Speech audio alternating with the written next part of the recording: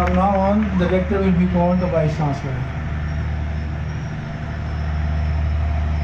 I want to tell you, the students who are graduating, that now that you will launch yourself into either postgraduate studies or into professional life, whatever you do in your professional life will bring a good name to the institution which has educated you, which has groomed you, which has made you professionally capable to do your contributions to the building of the nation.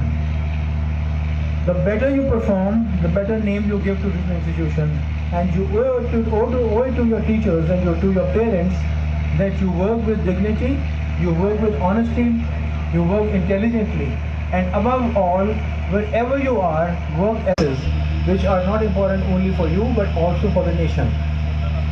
Pakistan, as you see all around you, this atmosphere, you live in central Punjab, is an agricultural country. When I was a young student, I was in school, I remember that there was no power generation in Pakistan. There were a few local generators in different towns and cities, and there was no coordinated power generation. And Lahore used to get its electricity from across the border from India. And when there was an altercation between the Prime Minister of Pakistan, Mr. Zia Khan, and Mr. Nehru, the Indians switched off the power to Lahore, and Lahore became a dark city. We have come a long way from that situation now, and Pakistan has commissioned and installed power capacity of 29,000 megawatts. Now, if you look at the academic achievements of this country in the last 70 years, and at the advent of creation of Pakistan, there were just about, I think, two universities in the country, and now there are more than 150 universities in Pakistan. Only one or two people qualified for the PhDs at the end of the decade of the 50s. And now every year thousands of PhDs are being produced from our universities. A place like Sahiwal, for example, only had a single government college and one government high school in those days. And now you have several campuses here representing different universities. And only in this campus you have a teaching faculty which consists of more than 250 people, and 55 of them are PhDs.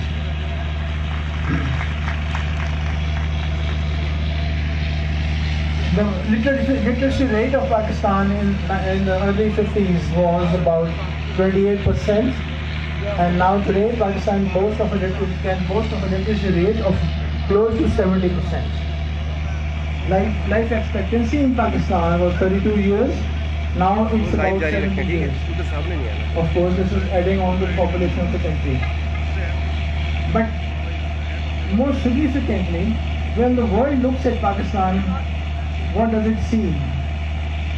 Several years ago, my PhD associate research student at Oxford University, when I was studying there, I invited him to come to Pakistan. He came in a PIA flight and landed at Islamabad, and he said all I could see outside the window was deserts and just desolate areas, very vast desolate areas. And Pakistan seems like a country which is a very underdeveloped country. How are you going to contribute to its development in your lifetime? I said, we will see when we come to the end of our careers what we have done for Pakistan. As a student of Government College Lahore, we went, a batch of 35 students went on an excursion trip to Delhi and Agra. That was the usual thing to do. And when we were in Delhi, in the morning we were standing at a bus stop to take a bus ride to see the Qutub Minar and the Red Fort and so on. And we were wearing the red blazers of our college, government college, and we were at the bus stop, and some Hindus and Sikhs, some students, they also joined us at the bus stop. So they looked at our blazers and they said, oh, you come from Lahore? We said, yes. Then they said, but Pakistan is a deserted country. Pakistan is where people travel on camels. Pakistan is a country where people till the fields with oxes. And Pakistan is a country where there is 28% or let's say there's 70% illiteracy. So they said, he kept saying these things to us till our tempers flared, and I, being the class representative, had to control some of my class fellows there because we did not want to enter into any trouble in a foreign country. Now, out of the 5 students who were Pakistani students who were standing at that bus stop that day, we made a resolution when we came back in the evening to our hostel that we will do our utmost to lift this country to the highest peaks of education, of science, and of economy, and whatever fields we are part of, and we'll take it to the greatest heights. So today I can tell you, one of them became Chairman Suparco. One of them, of those 5 students, became Chairman KRL, which is the Khan Research Laboratory, Khan Research Laboratories. One of them became Chairman of Pakistan Atomic Energy Commission. And lastly, I became Chairman of NESCOM, which makes all the missiles for you. So it is very important that you get hurt in life at a very early stage, so you can resolve to put your life into building this nation from the very beginning. When I met my friend from England, he was Britisher, recently, I said, what do you think of that deserted country which you visited in the early 80s? He said, yes, Pakistan has become a nuclear state. Pakistan has become a missile state. You make more nuclear weapons than England does, and you are one of the most powerful nations of Asia. How can this happen? This can happen if you serve this country with dedication. If you have it in your faith that serving a Muslim nation, serving a part of the Ummah is true and foremost ibadat. Make your life a continuous ibadat by serving your nation honestly and with intelligence and hard work. I was standing on the slopes of the Chagi Mountains just the evening before we detonated Pakistan's atomic bombs, and I collected all my teammates over there. There were 70 of them in Chagi and there were 70 more in Faran where we did the last atomic test. So I was looking at them and I was trying to address them, but when I was looking at them, what did I see? Brown faces, tanned with the heat of the Chagi desert, working for the last so many months at the temperatures of 55 degrees. I saw people in simple clothes, in their salwar kameez and kanji chappals, but they were PhDs from the highest centers of learning in the world, and these simple people transformed a nation of purely agriculturists, of the people of very low technical achievements into the first nuclear power in the Muslim world. And it just occurred to me that this is the face of dedication of Islam. This is the face of achievement of Pakistan. This is the face of success of our society, and this is the fruit of the education, of the grooming and training that these great institutions like yours give to its students. It is very heartening to tell you that after achieving a nuclear status, and we did that in 8 days, in 8 days we demonstrated it. It took us about 3 decades of very hard work to become a nuclear state. And miracles, of course, do not happen just like that. You have to work very, very hard and consistently. But then, after that, when I got the responsibility of building Pakistan's missile program, I thought, how should I proceed? There are no missile scientists in Pakistan. There are no specialists in aerospace technology in Pakistan. am I going to achieve this?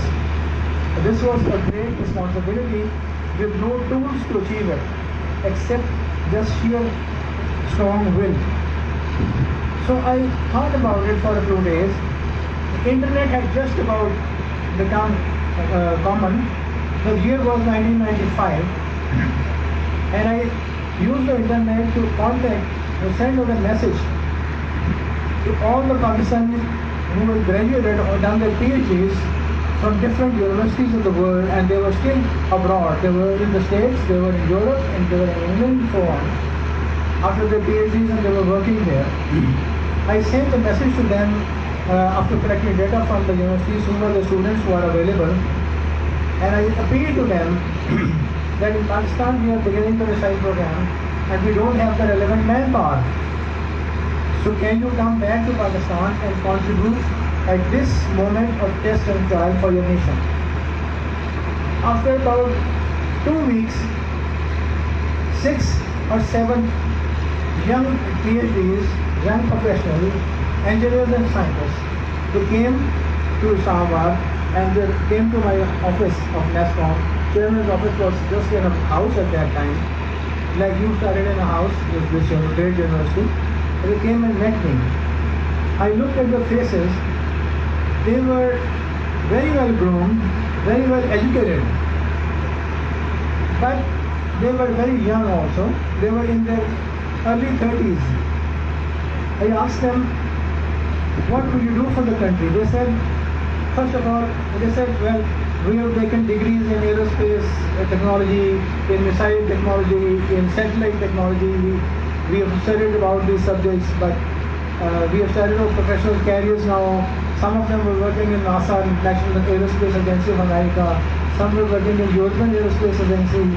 Some were working on satellite programs of other countries. I asked them, what salaries are you getting? And they were telling me they were getting about $150,000 to $200,000 per year. And I just shrank. I said, but we cannot offer you these salaries. We can only give you maybe 40 or 50,000 rupees a month. This was 1995. And you know what they said? Almost all of them said, we have not come to Pakistan to earn money. We have come here to Pakistan to pay back what Pakistan has given us in life.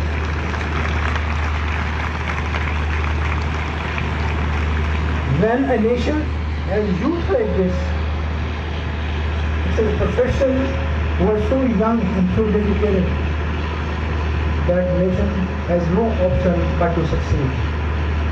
Pakistan will definitely, inshallah, one day touch the pinnacles of greatness.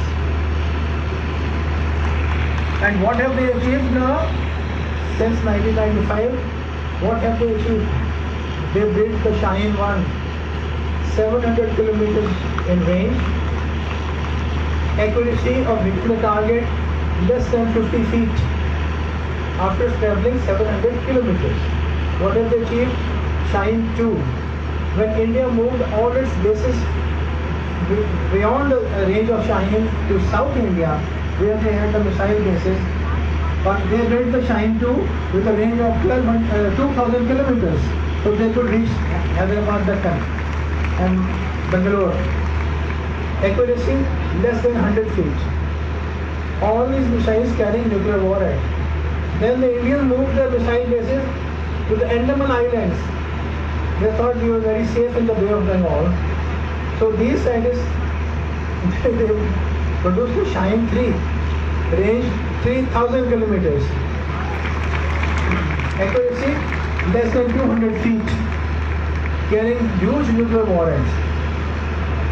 And then India declared that they would attack Pakistan and punish Pakistan with a conventional strength of 40 armored divisions. They raised these armored divisions. They said Pakistan encouraged the Kashmiri freedom fighters to attack the Indian Parliament in 2002. They attacked the terrorists, Bombay, and they destroyed Bombay Hotel and they killed many people. This is what they accused us of. So they said If Pakistan does something like this again, we will have now the capability of launching a conventional attack on Pakistan with these 40 armored divisions and punish Pakistan. You know, go into Pakistan and hold 100 square kilometers or 200 square meters of territory and we'll stay there. When these armored divisions were being armed by the Western powers, Pakistan protested very strongly. They said, we cannot afford to spend so much money for the armored divisions on our side of the border. We do not have the resources to do so. So the Western powers are now disturbing the balance of conventional power in the subcontinent. And the reply we got was, especially from the United States of America, that this is a mutual problem between two countries, India and Pakistan. So why don't you talk it over and solve it yourself? We can't help you. Of course, they were selling their weapons and earning a lot of money. So what did the scientists of Pakistan do? First of all, they reduced the size of the atomic bomb to less than 8 inches in diameter, which is the smallest nuclear device you can think of, anywhere in the west or the east. Then the scientists of NASCOM produced the Nasr missile, which has this small nuclear bomb as its warhead, and you can fire these Nasr missiles in a battle scenario on the battlefront so accurately and so rapidly that you can launch that 4 missiles from one multiple barrel launcher in about 30 seconds, and each missile has a nuclear warhead. And in a battlefield formation, the army has several such launchers in the front. So India thought that now if we move 40 armored divisions to attack Pakistan, they will be decimated within seconds and the armor will evaporate into thin air. So then this prevented them from thinking about punishing Pakistan. Of course, it raised a huge cry from the Western powers who had built this strength of India on the conventional side by arming these 40 divisions. So Pakistan has now India declared that we will not resort to second. First they said we will never conduct a first nuclear strike on Pakistan, but the present government is a very belligerent government.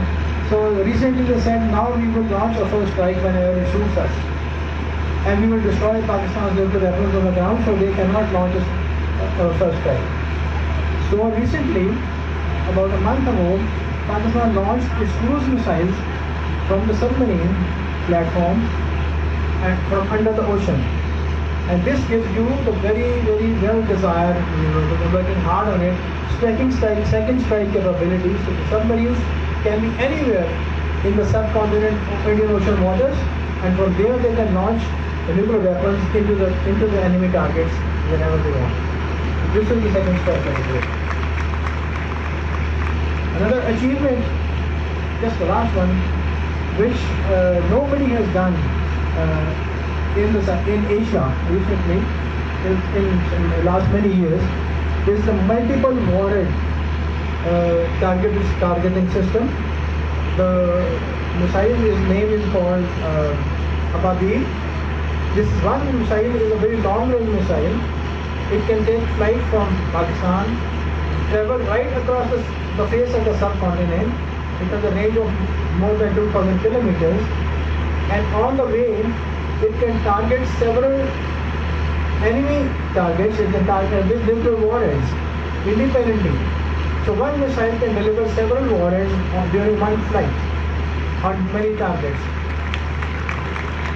This gives Pakistan an Indian kill because it's a very big bomb, but with this multiple warheads, in one flight you can give several military installations on the enemy territory, and this is a fantastic capability.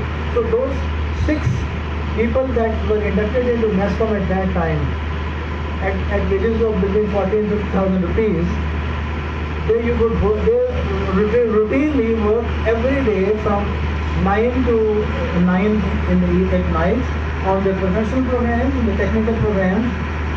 But we don't have any manpower which is so well trained. So they take fresh graduates from the universities like yours, fresh BSc engineering graduates, mechanical engineers, electrical engineers, civil engineers, and computer engineers, and then they have them in their groups, in their directorates, and in each directorate, after 9 o'clock at night, when they finish their work, they teach them all elements of aerodynamics and missile design for another 3 hours till midnight. So this is how NASCOM has now evolved from those 6 people into the largest defense organization of Pakistan with a strength of nearly 30,000. So I am very proud that Pakistan has made all these achievements on its own without external help. Without external technical help, without external, of course, monetary help, and a nation which can stand on its own feet and for its own defense, if it decides to achieve an objective, it can achieve such lofty objectives. If we are a nation like this, if we are challenged, we can achieve the highest objectives. Now, today's requirement is to achieve a high economy for Pakistan. And for that purpose, if you can go and contribute in industries, I have traveled from Islamabad yesterday via Islamabad, and what I saw after about 18 years, I came via this way, via Kangliawala and Samundri. Last time I traveled was in year 2000. There is a tremendous growth of industry and development. The whole area, the whole route looks like Europe to me. Fantastic industries going on. Everything is in place. Everything is beautiful. Horticulture is beautiful. Canals are flowing. There are flower beds there. But then side by side, there are huge export houses that are exporting products from Pakistan. So this powerhouse of the economy, also you engineers have to sustain it. So we are a nation which is a success story. Do not look at the political scenario of Pakistan. This is a nascent scenario. In politics, we are still very young. We are still very learning to be tolerant of the government, of the opposition parties and the opposition of the government. The tolerance levels are still low. There is squabbling, there is criticism. But that does not mean that your nation really is weak, that your nation suffers from faults. Your nation has great promise, has achieved great successes. And inshallah, the success curve is so steep that no matter what happens, inshallah, if God Allah wills, this curve will rise even further till Pakistan becomes the tiger of the world. Thank you.